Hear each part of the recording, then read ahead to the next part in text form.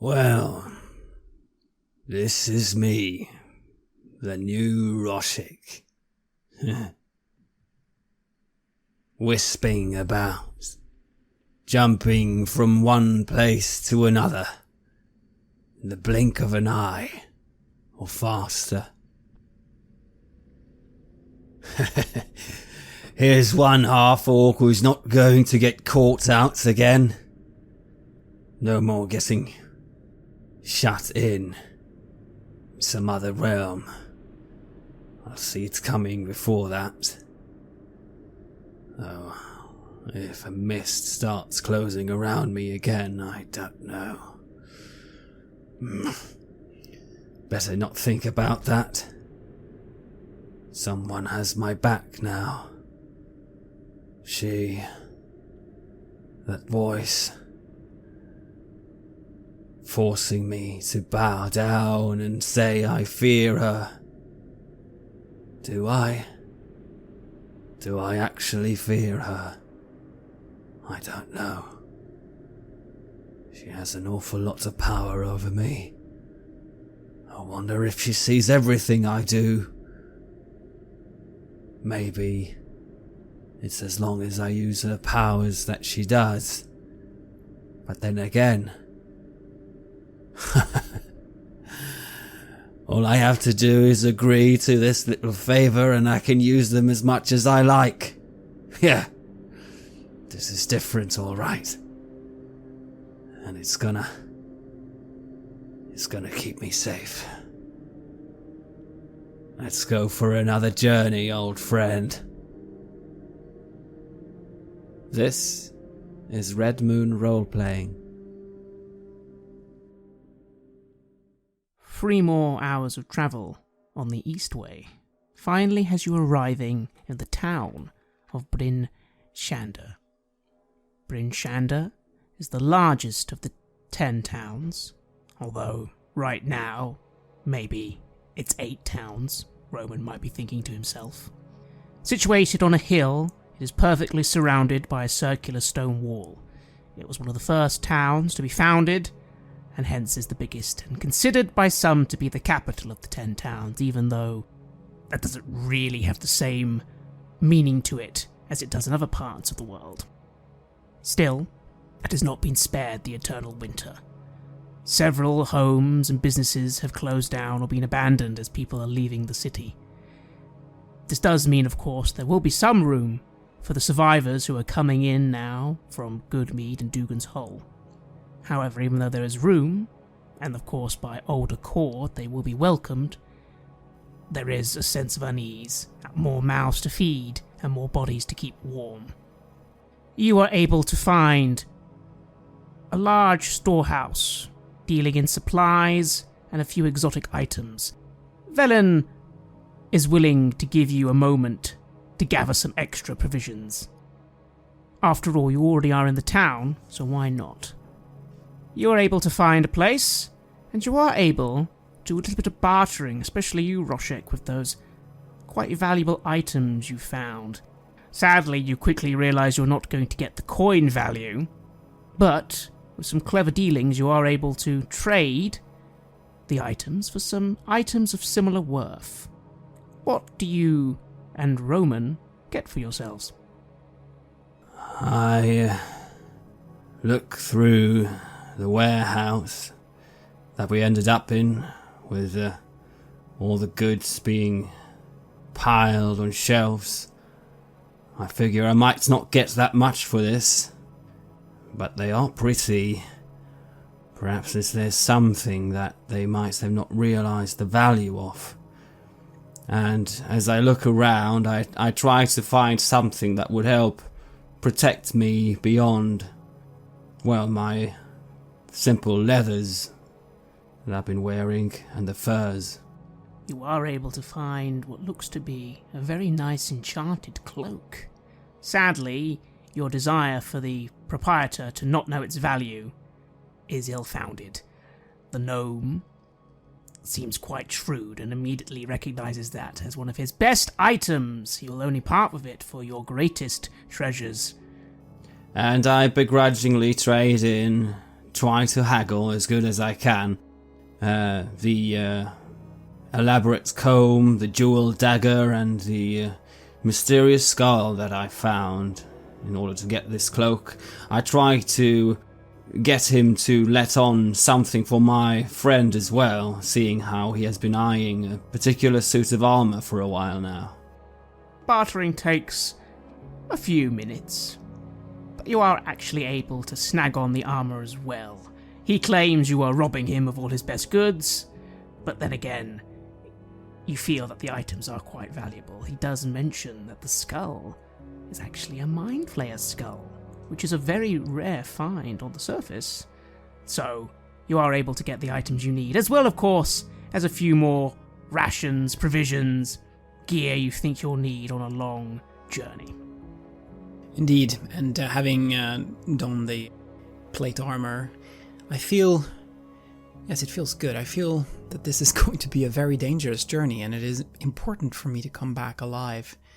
So it feels fitting to make this investment. I'm certain that it will be needed.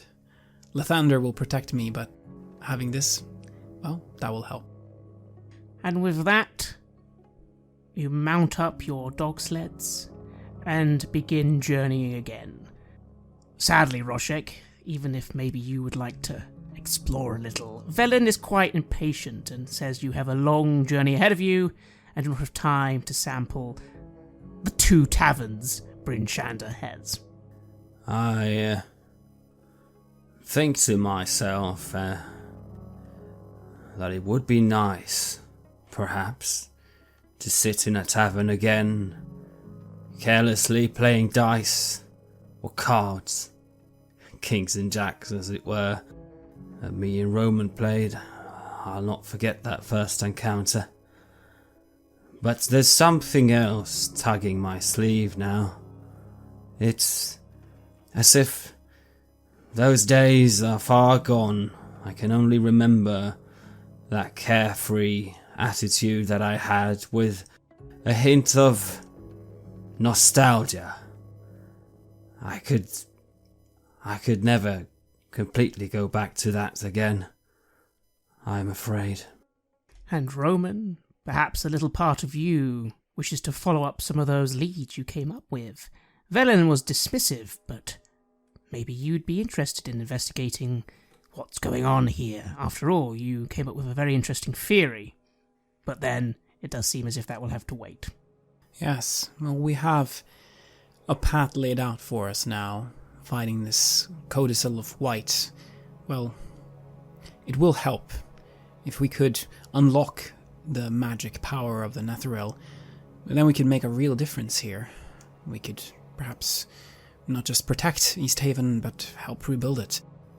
It is worth following this particular path first. I can come back here later. And so you leave by the North Gate, which leads onto the North Way. This is the name of the road that leads to Targos. However, you will shortly be leaving that road to begin cutting straight north towards the Sea of Moving Ice. 5 hours pass. The journey to the north is not quite as straight as the journey was to the south. You do need to occasionally zigzag a little. The lands here are not so flat.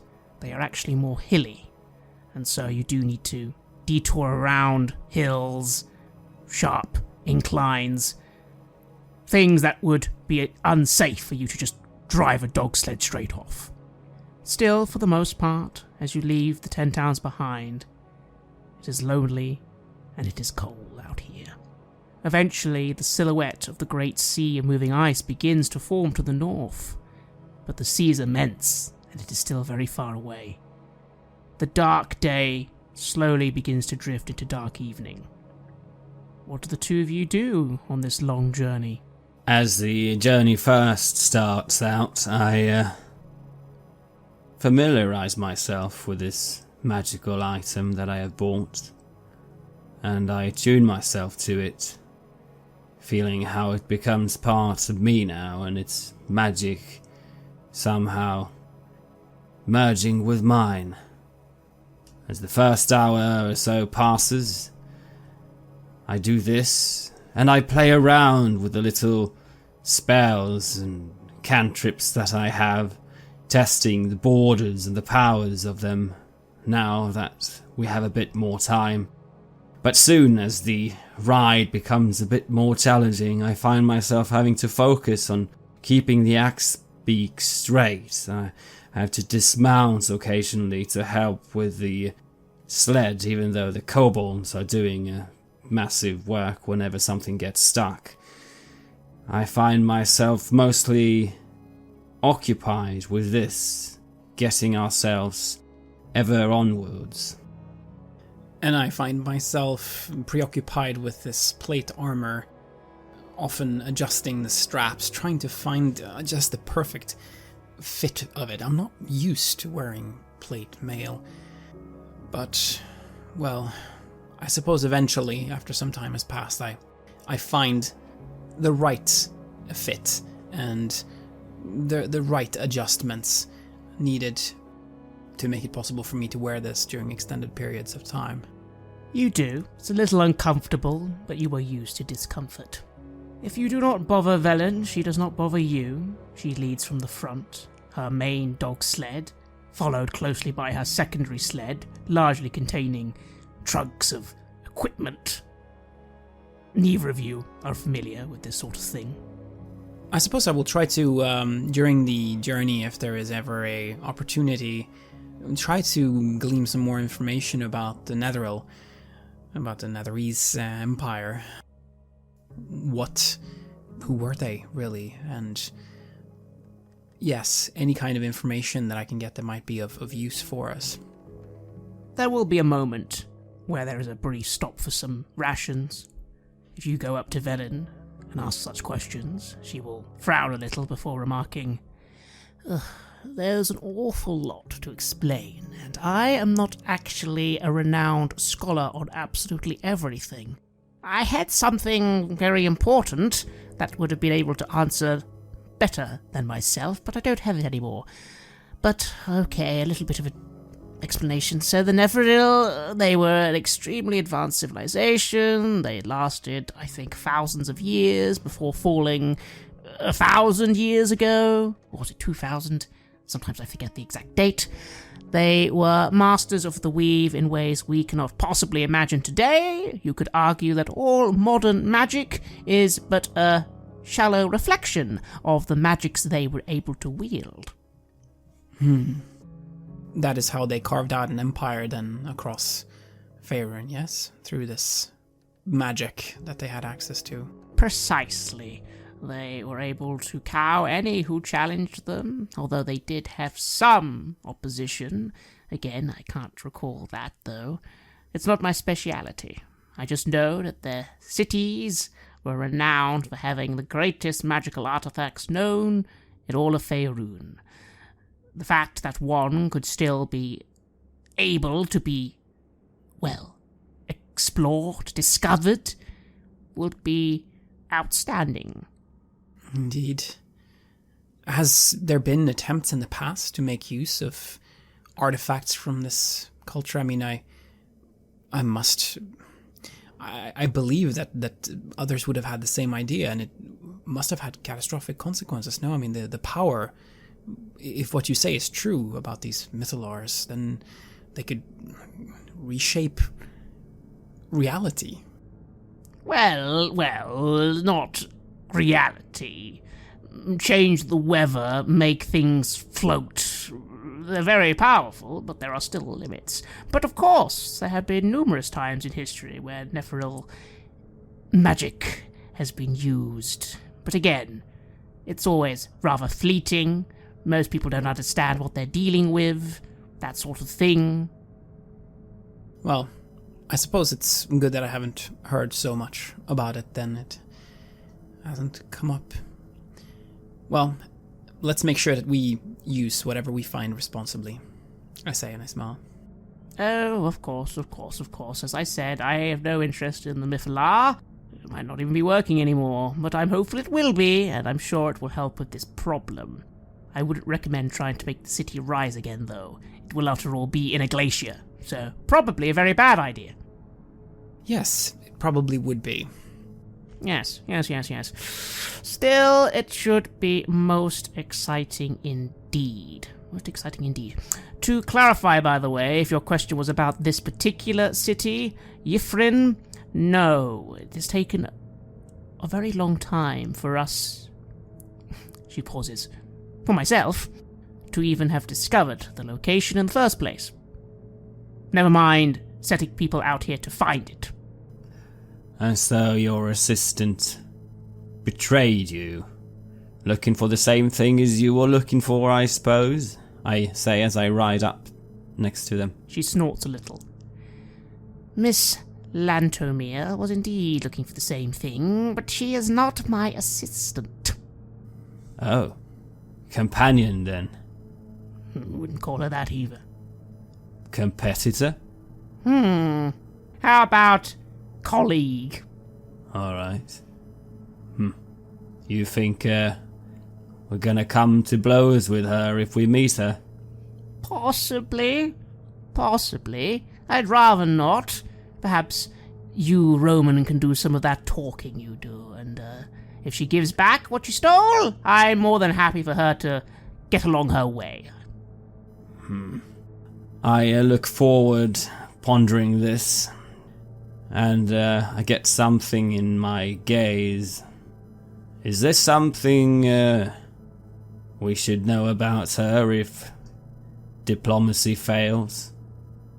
Felin considers this for a moment, chewing on a piece of jerky, her hand quivering slightly as she eats. Well, what do you mean? Let me think. Oh, she's a wizard. She, I believe, specialized in the school of divination, I think. I don't really remember. I didn't pay much attention to her studies. Well, I suppose you wouldn't have had a reason to fight her yourself. Might be good to know, though.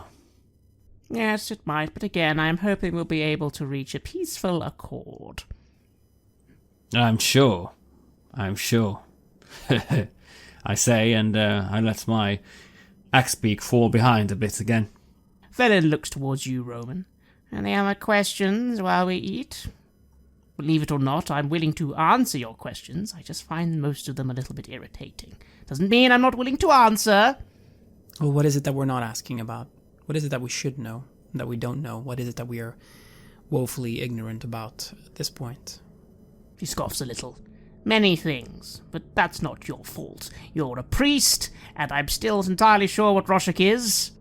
So why is it your fault that you're not learned on several scholarly matters? No, as far as I'm concerned, all you need to know is that you're going to find what you need in the city, and it should be a most wondrous place. Well then, I suppose I look forward to finding the city then. Let's get back to traveling as soon as we can, I say. Indeed. As I said, first that codicil will be required. I'm not entirely sure what we'll have to do to get it. That is something I do not know. Hopefully, not a whole den of cultists. Oh my, I suppose that could be amusing in a story, but I personally prefer just to have things rather than, have to fight my way through them. It's quite irritating, especially for a woman of my age. Oh, I fully agree. It'd be great if we wouldn't have to fight anyone. Although it usually doesn't work out that way. Don't worry, we'll protect you, I say. Well, thank you. That is why I hired you. And again, as I said, bar one or two things, I am more than happy for you to take whatever you want from Yffrin. Anything you want at all. I don't really care. I can't have all of it after all. Did you do much fighting then when you were younger, you mean? No. I've barely fought in my life. I'm a wizard. I don't need to fight. Except, well, I do, but no, not in my earlier life, no. More of a scholar, then? Well, if anything, I was more of a... She pauses. I did what I had to do. Not that you'll be interested. Again, you don't seem to be aware of what my name means, which I'm actually very happy about. We can't say... Now you said That? How am I supposed not to wonder what your name means? My name is a very important noble family. Oh.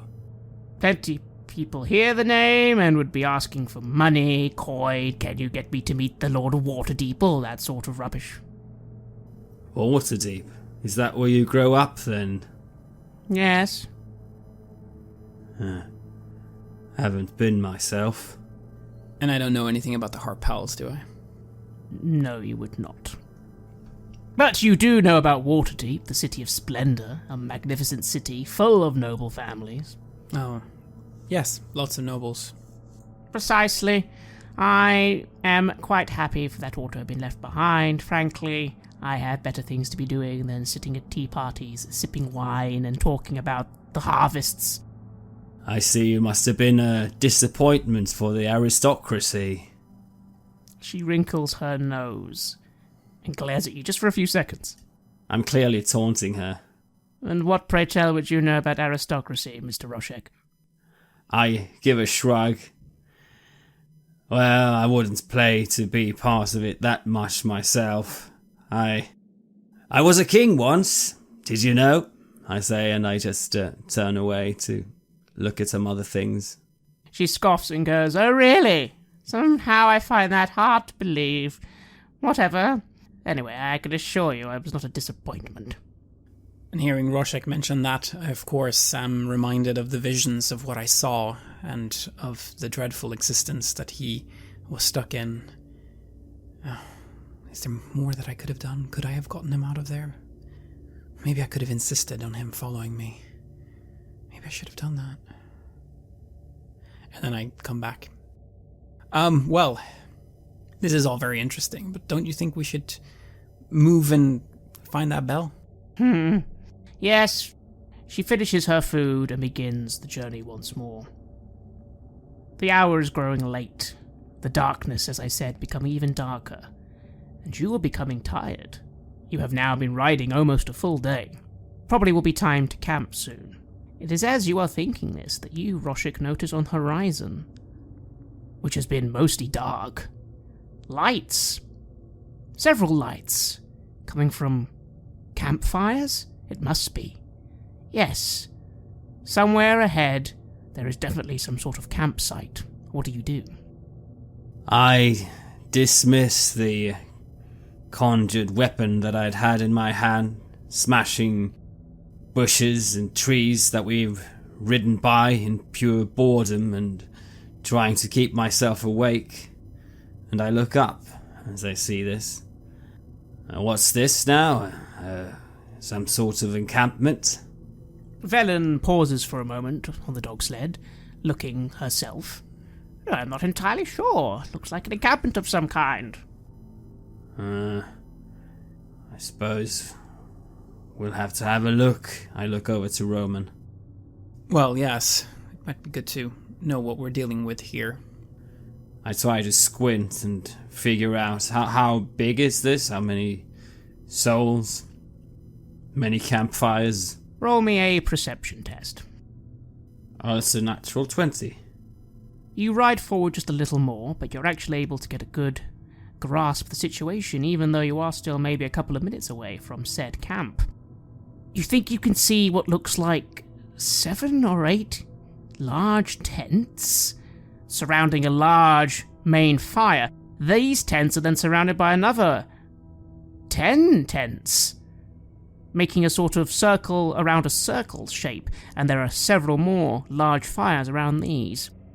You think you can see what looks like a large amount of sleds, about 10 or 20, maybe 30, hard to tell exactly, but you get a good grasp, and you think you can see several figures moving around said camp, although from this distance, hard to tell what they are.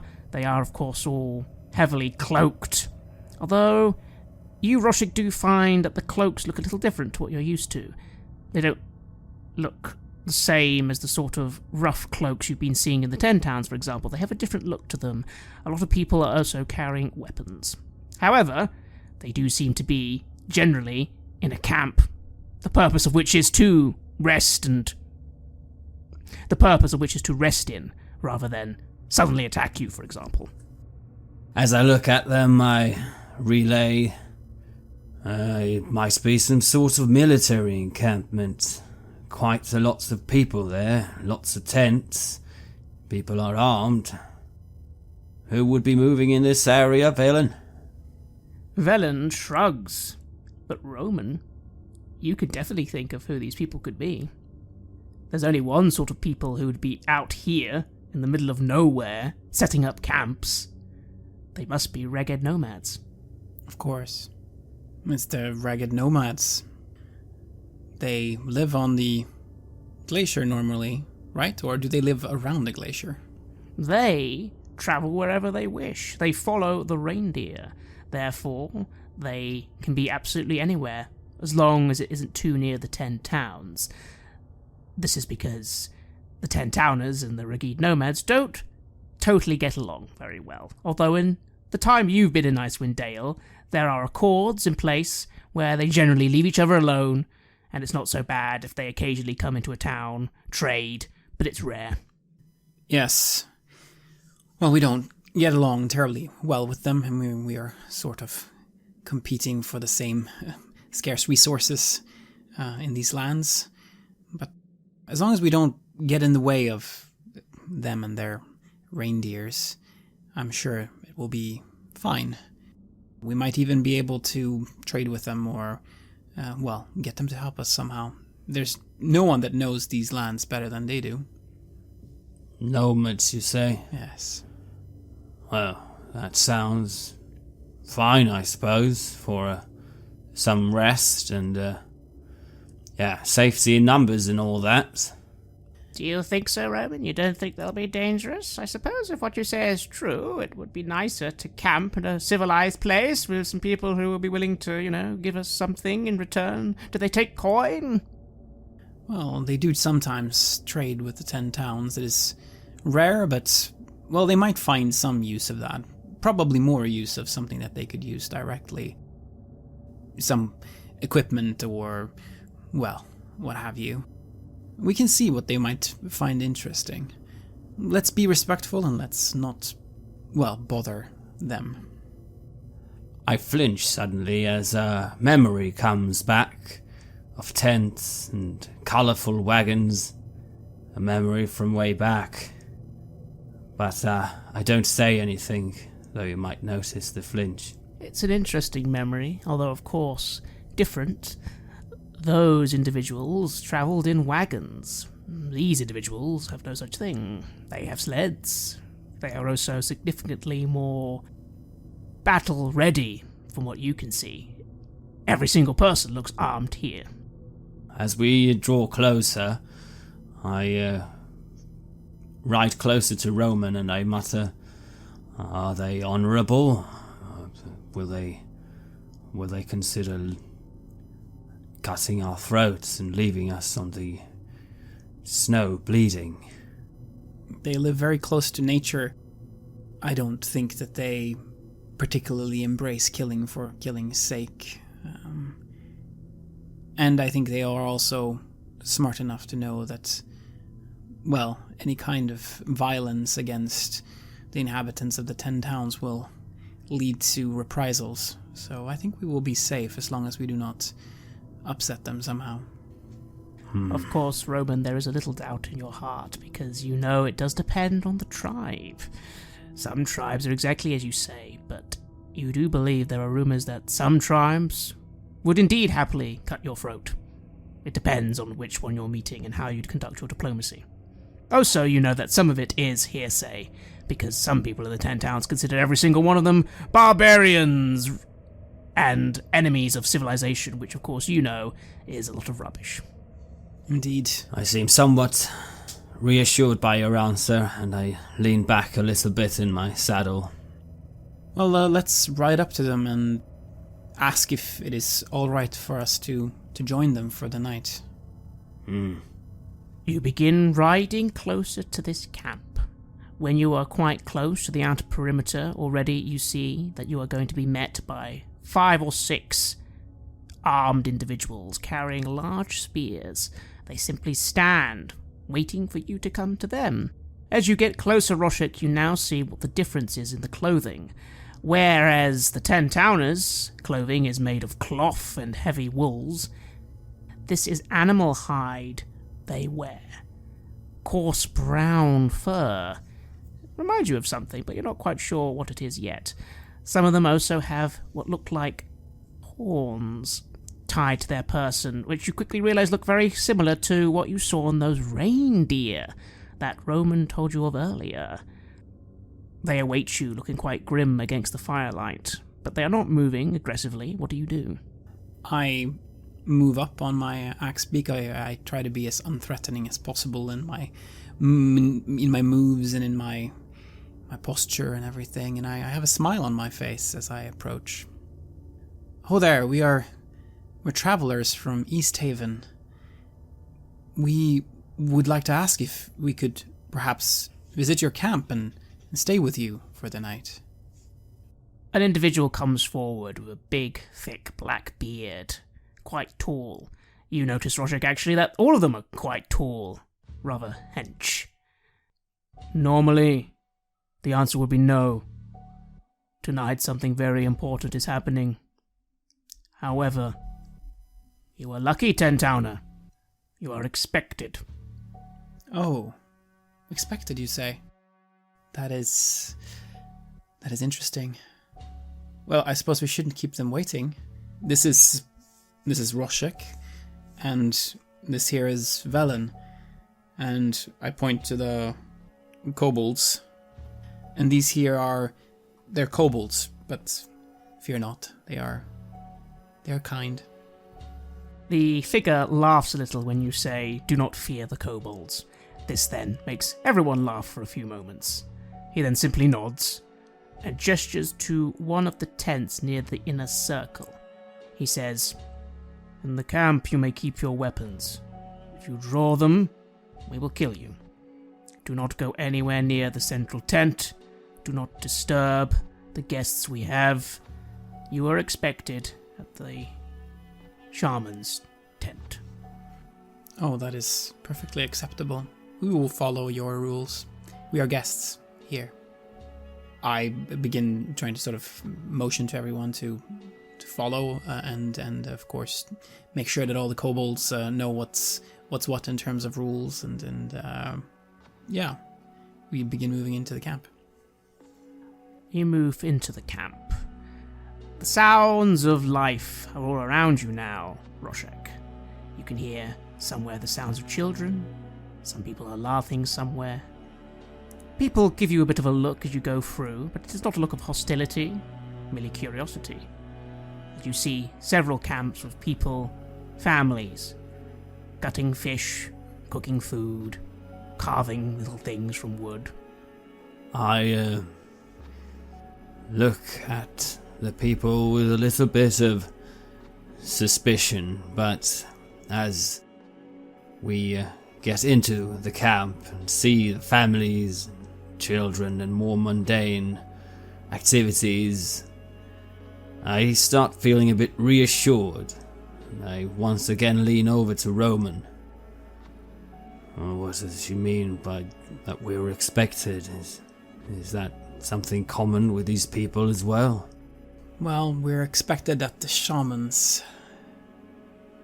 I think again, Roshik, we are finding ourselves in the middle of something of great importance, some kind of world-changing event. Just this time in our home, in our own world, not in the other one.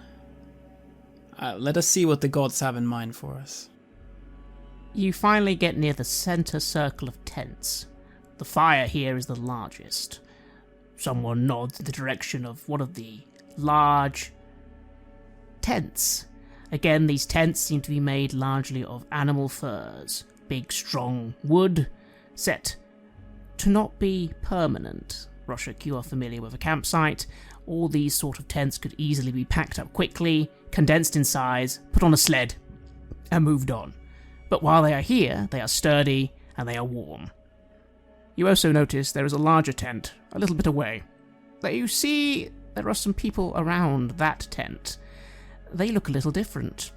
They are still wearing animal hide, but you immediately notice that compared to everyone else's dark brown hides, they are wearing something more striped.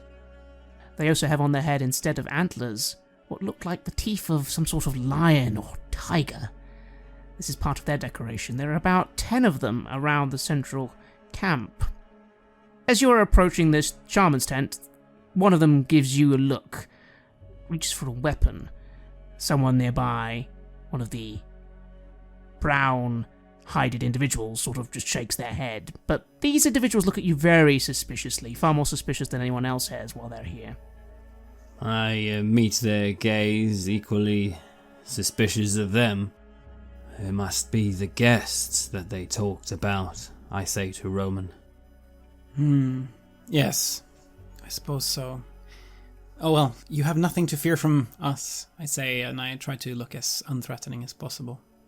As you say that out aloud, one of these individuals, in what you think reminds you of some sort of tiger skin, laughs heartily. Nothing to worry about, 10-towner. Good to know. Does that mean I can skin you alive now and it'll be fun? Ha ha ha ha! His friends all laugh. I just smile to him. My fingers itch at the taunt.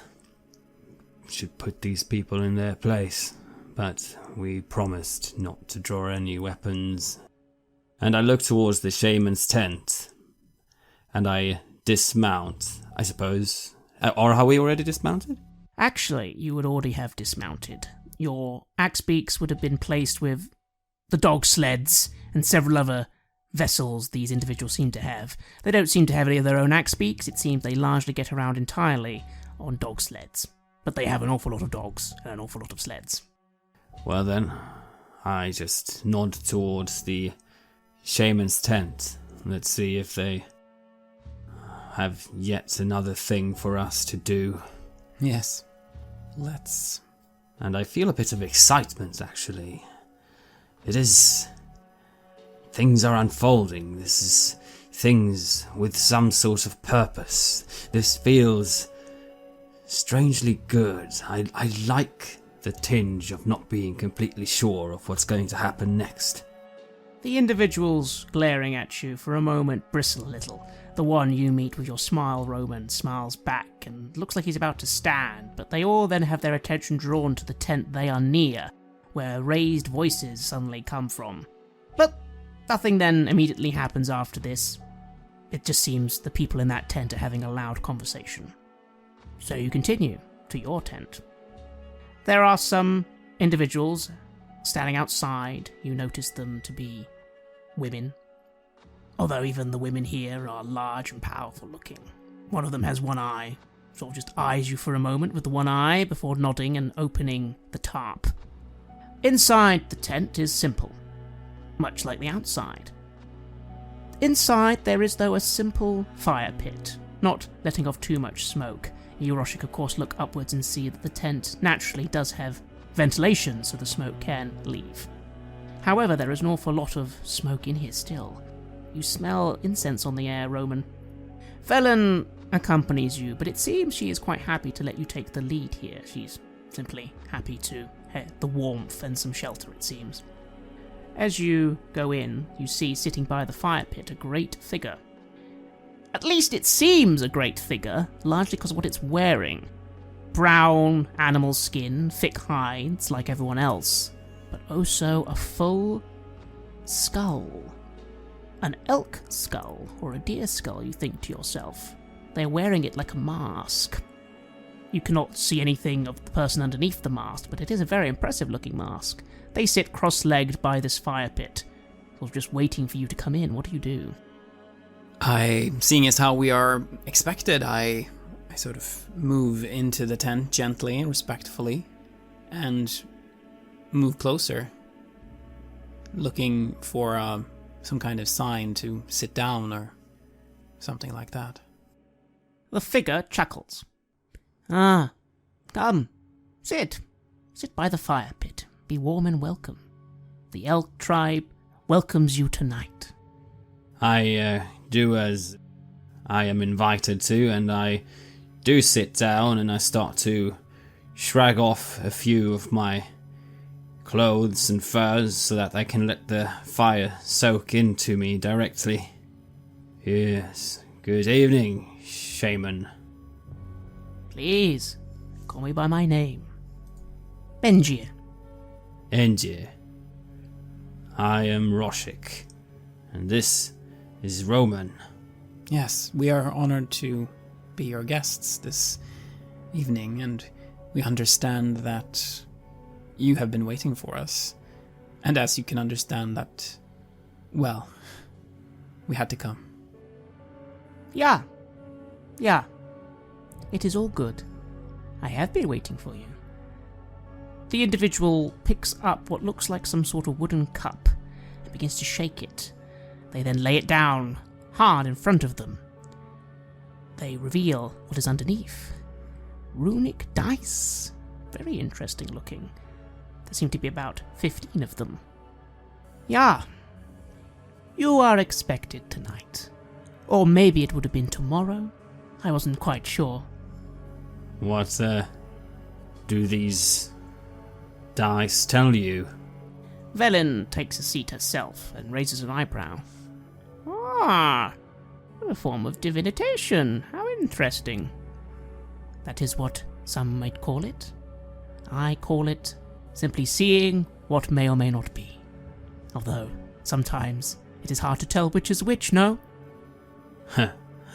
Yeah, I suppose. I look at them curiously, trying to make out the different runes. I hope you are finding the camp good? No one being unpleasant to you? It is perfectly acceptable, I say. We understand that, well, there's a complicated history between our peoples. I wouldn't hold it against anyone who might be bothered by us being here, but they have nothing to fear from us, right, Roshik? About to start a sentence, I cut myself off as Roman goes his diplomatic way, and I just bite my tongue. Oh, I assure you, we have nothing to be afraid of. But do not worry. I am happy to see you. I am honored to have you in my tent. And who are those itchy people outside with the teeth hats? The tiger, you know how they are. Always eager to pounce, always eager to circle their prey. It is their way. It is not an issue. I see. Sounds like a decent sort, I suppose. Sometimes, although other times they are brusque. Still, the king will make his decision tonight. The queen will have to accept it. Oh, is there some sort of diplomacy going on here? Some sort of meeting? The figure bobs its head slightly. Yeah, Queen of the Tiger has come to speak to the King of the Elk. She wishes for unpleasant deeds. He will refuse her, but we need to make sure it is all done correctly. I suppose at that. You have your customs, we won't interfere. We do not plan to stay further than the night anyways. Of course, you have places to be. She picks up the dice, puts them back in the cup, shakes it again, puts them down again. Well? Silence for a bit. The cackling of the fire, people outside. Velen's sort of shifts a little uncomfortably. I sit back, relax a bit, and I start undoing my boots as well to warm up my feet. After a moment, the figure stirs a little. Yeah, the issue is sometimes you must be careful what you say and what you do not. You might think saying something will make something happen, but it can sometimes have the opposite. Yeah? Yes, there's wisdom in those words. Thank you. You free on this night, journeying to a sea of cold. What will you find, I wonder? I do not know, but I do know that you might be key to solving, well, some of the problems we have, yeah? We hope so. We hope that us saving our town will save everyone here. Bring back the light. The figure... You can't quite tell if she's looking at you, Roman, but it does feel as if the mask tilts in your direction. Why is that important to you? Light is everything. Without light, there is no life. We will all perish slowly if this darkness continues. We must bring it back. My god demands it, and our people need it.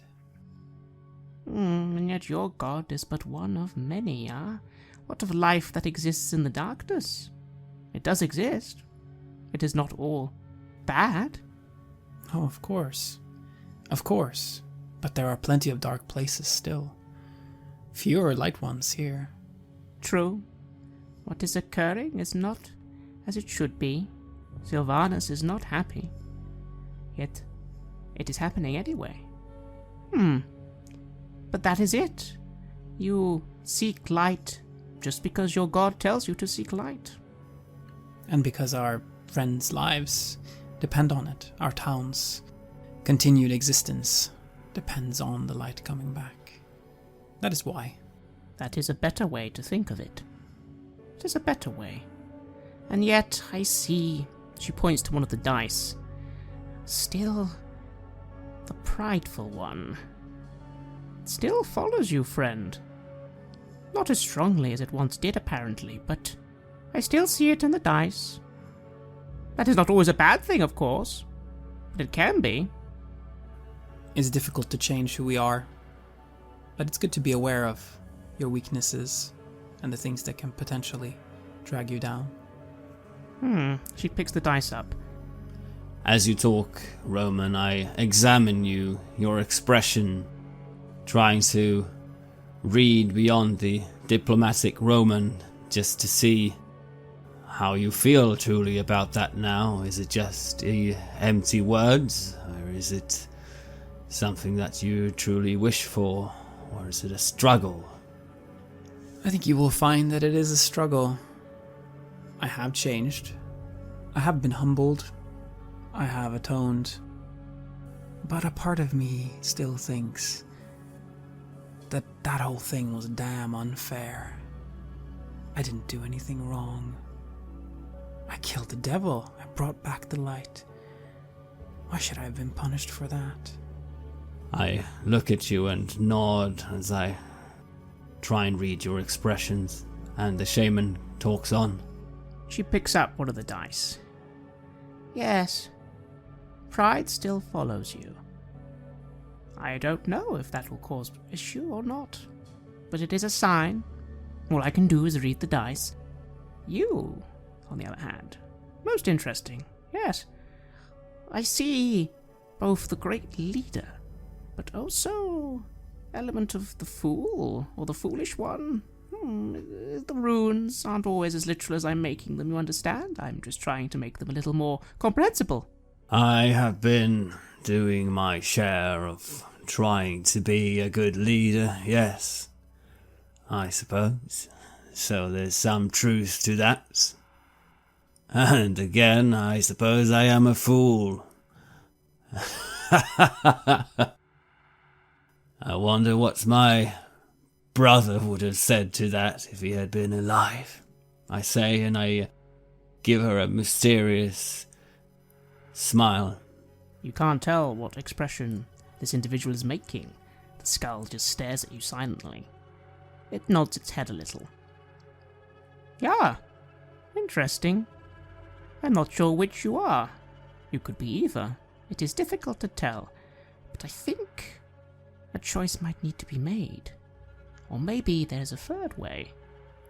It's hard to tell, yeah? I suppose we all have our choices to make. Is there anything to drink in this place? Of course, we have water. Would you like it brought to you? Water! Water! They make a bit of a gesture, and someone quickly comes in with a flagon of crystal clear water. I'm not sure if I was supposed to be disappointed at that, but for some reason water sounds perfectly fine. And I start sipping it, and indeed, this is the most clear water I've ever had in my life, it feels like. It certainly does taste good. The figure turns briefly to Velen as well. And for you, well, I'm not so sure. I think you might find what you want, but you might have to decide if that is what you really want. Velen sort of snorts a little and goes, "Yes, well, that's awfully vague, isn't it? But the school of divination is tricky." "Yeah, it is." Again, there's silence. This figure seems quite calm, quite relaxed. This is not the silence of hostility or trying to cow you in any way. It simply seems this person is quite happy just to chat with you in their tent for hours on end. After a bit of a pause, though, "Well, do you have any questions?" Well, I suppose you said that you'd been expecting us. I guess I was expecting some kind of grand and epic quest or, well, some kind of prophecy that we were set to fulfill. It is how these things tend to work, no? I smirk a bit at that, and I have another sip of water. The being chuckles a little. No prophecies today. I do not do those. If you want, I can tell you some stories, but they are just stories. No, I felt you might be here. I feel you're going somewhere. I think it is important. I merely wish to meet you and have a word. I hope what I've said has made you think. It should. That will be important. It has. I suppose at that. The figure bobs their head. This does need to be sorted out. I think you might be able to begin the process. I wish you luck. We will, I think, meet again. But I'm not sure. Well, thank you for your hospitality. I suppose we will be setting up our own little resting place, not too much in the way of your grounds. Yeah, you are welcome by the outskirts. None of the elk will bother you. And the tiger? They will not bother you while they are here. Outside of the tent, I'm afraid I cannot promise that. That's good enough, I suppose, I say, and I look over at Roman and Velen. Yes, that is perfectly acceptable. If you encounter them, I would also be wary of the wolf of late. They have fallen greatly. But the bear, I do not know. I do not know. They pick up the dice, roll them, put them back down again. Always hard to tell, yeah? Always hard to tell. I start putting my things back on again, and I once again think back on older days of meeting people and celebrating with them, sharing their drinks and their food. But now I have a feeling that I want to move on. I feel almost as if I'm haunted by something. A feeling of loneliness. You hear a little voice, quite quiet. My dear Roshik, why do you feel lonely? I am always here for you. I give a shiver as I stand up, and I think about the people who have been my company for the last 10 years, or how long it was. The dead, the elf, the baby brother strangled by his own umbilical cord, and the ogre with the axe in his head. All gone now. All in the past. Except, of course, in your mind, where they still remain. Roman. The figure seems to have become silent again. You could, of course, you feel, continue to speak, but you also feel that the individual has said what they feel they need to say. Well, knowing that, I feel content. there were truths in what they said, and it somehow makes me feel safe. I don't know why. Felon gets up. Well, thank you very much. We will make ourselves a little area outside your camp. We are grateful for a peaceful negotiation. Very good. And begins walking out swiftly. What do the two of you do? I nod respectfully, and I also move out. Returning the vessel with water, I bow in thanks to the person that I give it to, and as well to the shaman, and then I start making my way out as well. And you make your way out back into the night, a light snow beginning to fall over the camp. The crackling sound of fire behind you as the shaman simply rolls their dice one more time. You have listened to an episode of Red Moon Roleplaying, where we played Icewind Dale, Rime of the Frostmaiden, for Dungeons & Dragons 5th edition. The music was created by Flowers for Body Snatchers, Ugasanye, Word Clock, and Metatron Omega, and was used with permission from their label Cryochamber. Check them out at cryochamber.bandcamp.com or their YouTube channel for more dark ambient.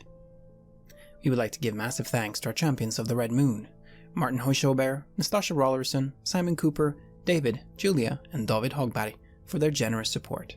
And we would of course like to thank all of our other patrons. Without your support, this show would not be possible. If you want to support our work, please check us out on Patreon. You can get access to bonus campaigns for Cult Divinity Lost and Coriolis there, as well as get early and raw access to all of our recordings. You can also hear your name read on the show as a champion of the Red Moon, as well as play Cult with us. Most importantly, that support is what keeps the show going, so do check us out there. May Lathander protect you and fill the world with light.